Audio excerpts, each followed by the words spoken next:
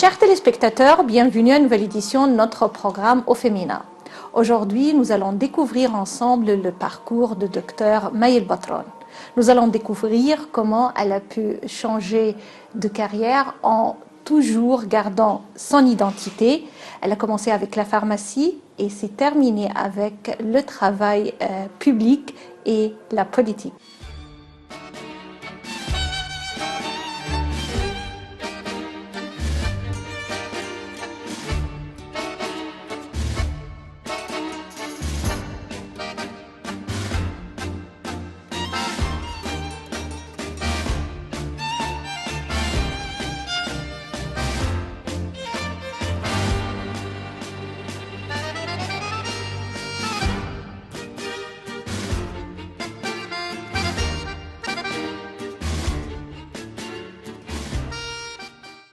Docteur May El-Batran, bienvenue à notre programme. Ravi d'être avec vous aujourd'hui et cette édition de notre programme Au Féminin. Merci madame, mon plaisir. On commence toujours notre interview avec les souvenirs de l'enfance puisque cette phase de la vie de l'être humain marque sa vie pour toujours. Qu'est-ce que vous reteniez en tête de cette phase de votre vie? Une enfance naturelle. J'avais un frère avec qui j'ai partagé tout en grandissant. Je suis allée à la pensionnat de la Mère de Dieu. J'aimais le tennis, j'aimais aussi courir beaucoup. On avait un jardin à la maison, alors nous avons passé beaucoup de temps dans la nature, dans le jardin, ici dans les environs. Alors ça, c'était pour moi mon enfance. Mes sœurs, les sœurs à l'école, maman à la maison, les cousines, la mère à Mère Samatrouh. C'était où je passais tout l'été, chaque année avec la grand-mère. Alors ça, c'était l'enfance. À la fin de cette période de l'enfance, vous avez fait un choix très scientifique pour vos études universitaires. Parlez-moi un peu de ce choix. Alors, je vais vous dire quelque chose. Anna, ce que j'ai dit à ma mère, je voulais, il y avait Helena Rubinstein, Elizabeth Arden, pourquoi pas May El-Batran. Il y avait une soirée, je suis entrée dans leur chambre à coucher à mes parents. J'ai vu les deux en discussion et ils m'ont dit viens, viens, viens. On a décidé, on a vu ce que tu parles de. Helena Rubinstein, ça c'est the make-up industrie. Alors ça c'est la pharmacie. Moi je crois que j'avais 14-15 ans au temps. Qu'est-ce que c'est que la pharmacie? C'est ça.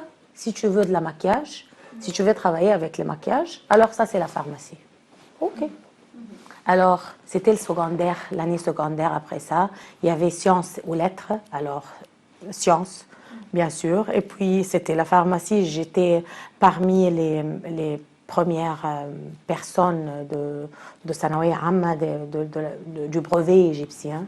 Et il y avait un quart de numéro entre moi et une copine actuellement. C'était la 10e. Il y avait deux premières, deux deuxièmes. Alors, il y avait première, troisième. Alors, moi, j'étais l'11e. Et ça, ce que ma mère elle a prié pour moi. Elle a dit, je veux que tu sois parmi les premières, mais pas parmi les 10 premières. Alors, j'étais l'11e. Hein. Enfin, c'était quelque chose pour moi. Oh, mamie, elle est une cheikha, comme on dit. Elle a ce chemin-là avec Dieu. Puis c'était la pharmacie. Après la pharmacie, j'étais aussi nommée pour être comme membre du corps académique de la pharmacie du Caire, de l'université du Caire. Et puis j'ai fait le doctorat à Wales, en Angleterre, dans les politiques de la santé. Les politiques de la santé, elles utilisent un peu la technologie des nombres et la technologie formulaire. Alors, elle s'appelle Technology Health Assessment, alors l'assessment technologique de la santé. Et j'étais la première en Égypte, j'étais la troisième au Moyen-Orient. Et j'ai fait ça sur hepatitis C in Egypt. My case study, mon cas d'exemple, mon cas d'étude, c'était hepatitis C. Et c'était dans l'année, j'ai commencé dans l'année 2002. Alors, ça m'a pris 7 ans pour finir mon doctorat, parce que j'étais entre ici et l'Angleterre. Et parce que je ne voulais pas quitter les parents, je ne voulais pas quitter l'Égypte. Et ça, il y a une raison pour ça. Avant d'être, avant mon anniversaire, 16e anniversaire, j'ai perdu mon frère. J'ai perdu mon frère dans un accident tragique, très, très abrupt, très sudden. Il était sur le téléphone 5 minutes après, il n'était pas. Alors ça a changé ma vie. Et c'était un point tournant dans votre vie? Un vrai point tournant. Alors ça, je crois que ces cas de peine interne réelle, ils forment la personne, ils forgent la personne. Pour la première fois, j'ai vu la peine de mon père, j'ai vu des larmes dans ses yeux. Il ne savait pas que je puisse le voir ou l'écouter. Hein. Il est venu dans ma chambre pour 2-3 minutes pour peut-être respirer un peu ou avoir l'émotion personnelle. Il a dit, j'ai perdu mon fils, j'ai perdu mon nom, mon continuité. Alors c'était très émouvant, mais c'était très dur. Alors, ça, unconsciously, j'ai pas fait une décision à ce moment-là, mais c'était là la décision. Je serai ce que vous avez perdu, je serai votre fils, je serai votre continuation. Et mon père était un membre de parlement, il avait il était un homme de fer, il est maintenant un homme d'affaires. Il était un membre de parlement au temps-là, il a passé 28 ans au parlement égyptien. Ma mère était professeure d'université. Ils ont tous cru que je serais comme la mère, que je serais professeure d'université.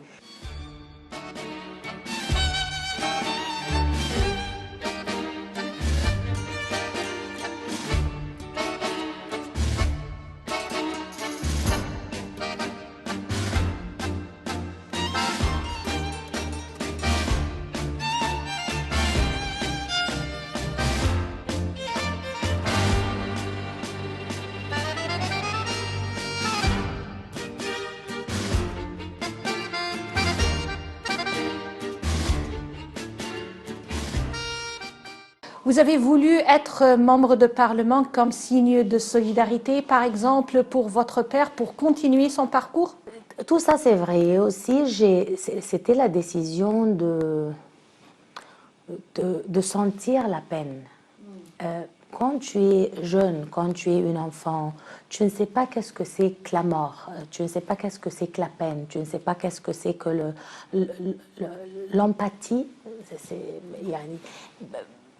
Tu sens les autres, qu'ils ont la peine ou non. Tu sens qu'il y a d'autres qui ont des émotions que tu partages à ce moment-là.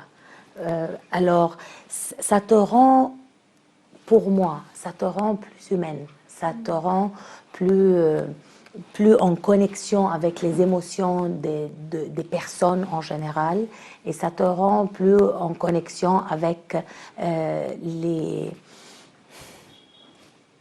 l'émotion d'un être humain. C'est un peu différent. Vous avez fait ce choix, cette décision d'être entre le Caire et l'Angleterre pour être là, pour eux, n'est-ce pas? Je ne voulais pas quitter parce que je ne voulais pas que je quitte, et peut-être ils quitteront aussi. Hein. J'avais peur de l'idée de la mort. Je voulais être collé, je voulais être comme soldat, hein, qui gardent leur vie. C'était très émotionnel pour moi, très émotionnel. De retour au Caire, après avoir terminé les études, vous avez fait une décision, un choix de commencer une carrière parlementaire. Bien sûr, ce n'était pas nouveau pour la famille, mais quand même, c'était une décision prise par vous. Ce n'était pas nouveau, mais ce n'était pas une décision. Hein. Ce n'était pas une décision. Mon père était toujours quelqu'un qui a les conditions du pays, de la rue, dans son comportement général. Il parle de la politique, il parle de l'économie, il parle de ce qui se passe dans la rue, des personnes plus pauvres, des personnes qui ont besoin de quelque chose. Ma mère était la même chose. Elle voulait correcter ce qu'il est de ne pas juste dans le monde. Alors c'était un sentiment familial en général. Le père, tout le temps, en parlant de toutes ces choses-là, de l'injustice et de la justice, la notion de pouvoir changer au monde. Et ma mère, c'était la même chose. Alors il parlait de ça tout le temps. Et c'est une émotion ou c'est une responsabilité qui ont transmis à moi et à mon petit frère. J'ai un plus jeune frère, il est 10 ans plus jeune que moi. Alors, c'est un sentiment de responsabilité et c'était toujours là. Je comprends bien sûr que c'était toujours là dans l'air, dans la famille, avec les discussions concernant la vie économique, politique, avec votre père et votre mère. Mais je voudrais savoir comment vous avez pris des pas concrets pour entamer cette carrière. Il n'y avait pas une décision conscious. C'était pas une décision, je vais être membre de parlement. Non, c'était la responsabilité de correcter les injustices du monde, la responsabilité de changement. Tu dois changer, tu dois faire quelque chose dans ta vie. Tu dois laisser tes traces. Hein. Alors, ça, c'était un sentiment que j'ai des parents, parce que mon père a les mêmes émotions, ma mère a les mêmes émotions, et tout le temps, ils parlent cette injustice et cette justice, et comment faire ça, et comment pouvoir changer. Et ils ont décidé, en perdant notre frère, qu'ils vont commencer une institution éducative qui pourrait être, comment dire, une institution dans le bien, quand on peut faire beaucoup de bien, dont on peut changer le monde qui nous l'entourage. C'était une institution qui donne des diplômes universitaires, hein, d'instituts élevés, comme on dit en Égypte. Dans le domaine de tourisme, de langue, de commerce et de technologie. Et ce sont tous des sujets dont Gizeh en général et les pyramides en particulier ont besoin parce qu'on a le tourisme ici en Égypte. Alors ça, c'était la décision de commencer cet institut pour le bien-être de Mahmoud, où il est. Hein. C'était quelque chose, une relation, comment dire, religieuse, un belief, une foi religieuse. Quand tu fais du bien pour ta famille qui n'est pas avec nous, alors ça revient à eux. Et c'était quelque chose qu'ils veulent faire. Et c'était quelque chose que je voulais aider au même temps à faire. C'est pourquoi j'ai commencé à avoir ce sentiment de responsabilité. Et puis, alors, j'ai travaillé avec eux. On a commencé l'institut avec mes parents et avec un de mes oncles, qui n'est pas avec nous maintenant. Et c'était la responsabilité. Alors, c'était qu'est-ce qu'on pourrait faire pour les employés? Qu'est-ce qu'on pourrait faire pour la femme qui travaille dans l'institut? Qu'est-ce qu'on pourrait faire pour la jeune mère? Alors, ça a commencé de là. Ça a commencé, qu'est-ce qu'on peut faire comme institution pour aider les professeurs qui ont des enfants, les employés qui ont des enfants? Qu'est-ce qu'on peut faire pour les employés ou les personnes qui nettoient mais qui ont perdu un membre de famille, qui n'ont pas assez d'argent pour faire quelque chose qui est intégral pour leur vie. Alors ça a commencé là. Et puis ça a commencé aussi au Ramadan et pour donner de la nourriture aux personnes qui n'ont pas la nourriture qu'on a. Et c'était toujours, il y a une de des personnes qui travaillait avec moi, qu'elle est jusqu'à maintenant avec moi. On prenait la voiture et on allait à des endroits autour de nous pour donner la nourriture de iftar avant de iftar ou au moment de l'iftar. Et j'étais à ce moment-là toujours très en retard pour iftar à la maison parce que j'avais toujours quelque chose à faire. Qui m'a dit ça? Personne. C'était un sentiment parce que j'ai senti la peine. J'ai senti, tu voulais quelque chose que tu ne peux pas avoir. C'est pas toujours l'argent. Je voulais être à côté d'une personne qui n'est pas là. Je voulais faire quelque chose que je ne pourrais pas faire. Alors, c'était toujours l'empathie. C'était toujours le sentiment. Je voulais aider les autres pour que Dieu m'aide à moi-même. C'est ça le pouvoir interne. C'est la foi interne qui m'a bougé, qui m'a donné l'impétu de faire ce que j'ai fait.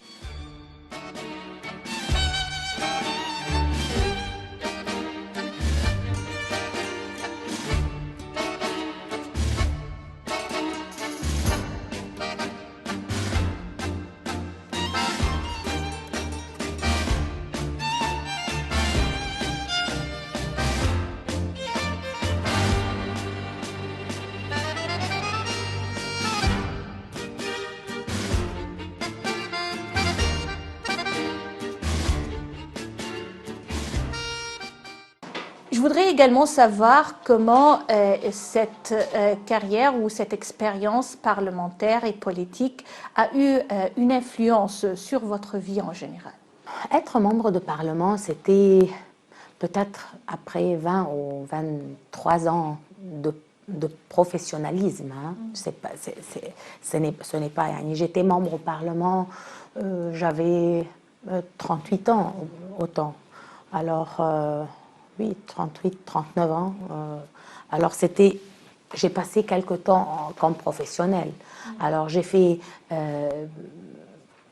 le travail de la famille, j'ai fait le doctorat à l'université, j'ai fait une fondation non gouvernementale pour aider les gens. Et j'ai décidé autant que je ne voulais pas faire le travail ici au Gizeh parce que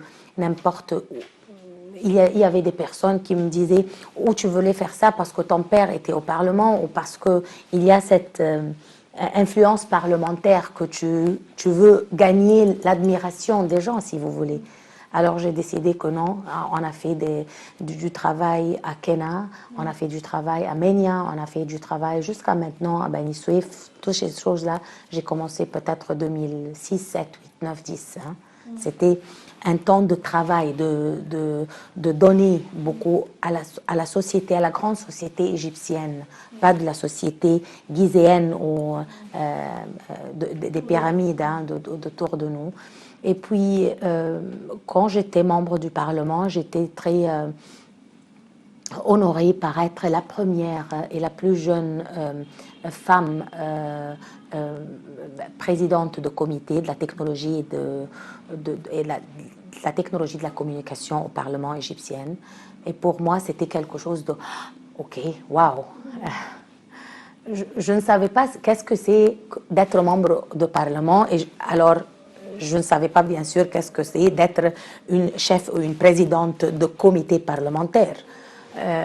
Alors c'était pour moi quelque chose c'était grand chose, pas pour moi seulement, pour la fille égyptienne, pour la femme égyptienne, que j'ai casser une mur, comment dire, de verre. Il n'y avait pas quelque chose qui prévente la femme ou la fille égyptienne d'atteindre cette position, mais c'était quelque chose de... dans 156 années de parlement, il n'y avait pas une femme de cet âge-là dans cette position-là. C'était quelque chose de... C'était un vrai honneur pour moi. Et puis, comment c'était en politique? La politique et être un professionnel dans l'environnement, je ne veux pas dire masculin, c'est plus ou moins masculin et être différente. Justement, je voudrais savoir de vous comment, étant donné que... Justement, je voudrais savoir comment vous avez pu vous affirmer en tant que femme dans un monde, je ne vais pas dire que c'est un monde des hommes, mais quand même dominé par les hommes.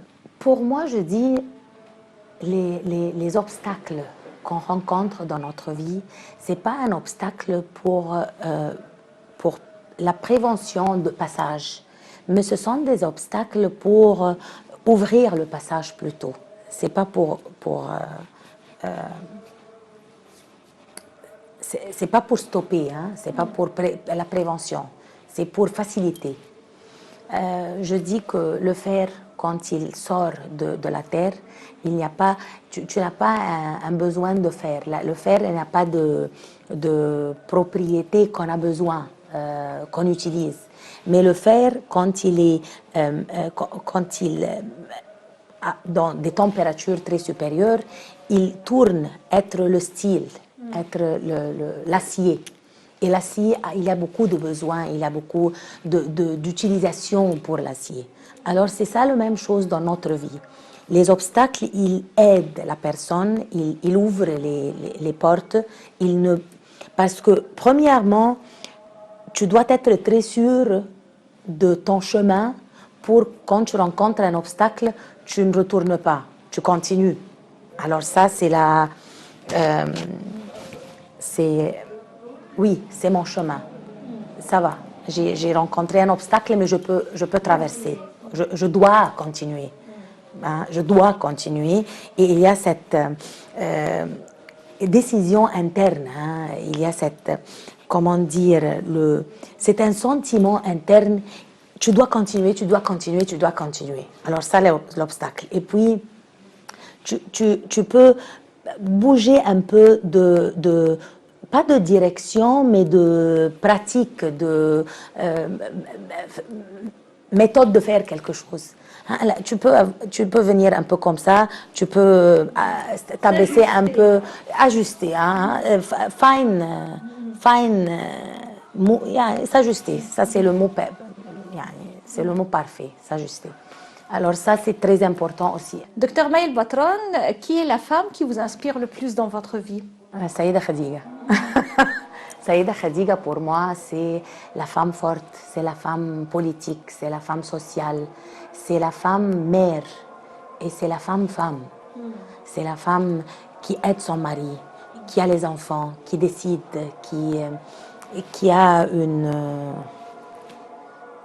vision et qui est fière d'être femme d'une personnage la plus spéciale du monde. Mais elle avait sa position à elle-même. Elle avait la position d'une femme avec la foi, une femme avec l'amour, la passion, la sincérité. Pour moi, c'est Tena Khadija. C'est quelqu'un de très, très spécial. Très spécial. Et puis, tu sais, ma mère est Khadija et mon père est Mohamed. Hein, alors, j'ai l'énergie d'être quelqu'un. C'est un vrai guide pour moi. Bien sûr, c'est inspiré de l'épouse du prophète Mohammed, Saïda Khadija, qui est vraiment, son parcours inspire beaucoup de femmes autour du monde. Et là, je voudrais savoir également quel est le meilleur conseil que vous avez reçu dans votre vie. Tu dois garder tes morales, garder la foi. tu dois avoir de la patience, pas seulement la patience et la passion dans n'importe quelle œuvre que tu fais, parce que c'est ça, c'est ça. Et tu as toujours, quand tu donnes, c'est un vrai bonheur. Et alors, tu dois être toujours lié aux personnes simples et personnes de besoin.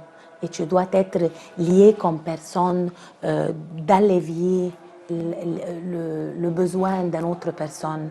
Et c'est ça qui te garde humaine, qui te garde en équilibre, qui te garde en direction et qui te garde dans l'optimisme et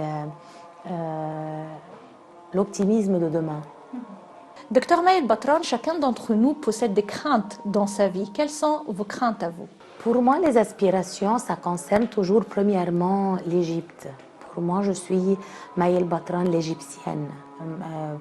Parce que Maël Batran, la musulmane, c'est entre moi et le bon Dieu. Maël Batran, la fille égyptienne. Alors, mes aspirations sont toujours premièrement pour l'Égypte.